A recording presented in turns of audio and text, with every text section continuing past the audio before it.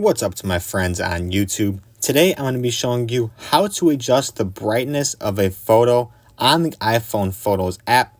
Luckily, in recent years, Apple has made this super easy to do without the use of any third-party photo editing apps. So what you're going to want to do once you're inside the photo editing app here, go ahead and select the photo you want to adjust the brightness on and click the edit button in the top right-hand corner. It'll take you to this screen here, and it has all sorts of different options for editing the photo. What you're going to do is you're going to scroll down about 5 options. It'll take you to the brightness setting here. It has a little sun icon. Go ahead and click on that.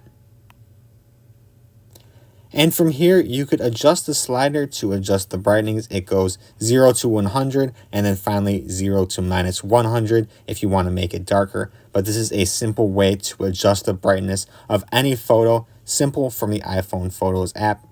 And then once you're complete, just select Done from the upper right hand corner and you will have a complete product with the brightness adjusted. That is all I have for you today. If you did find this helpful, be sure to leave a like on the video and subscribe to the channel if you haven't already. Thanks for watching, and I'll see you in the next one.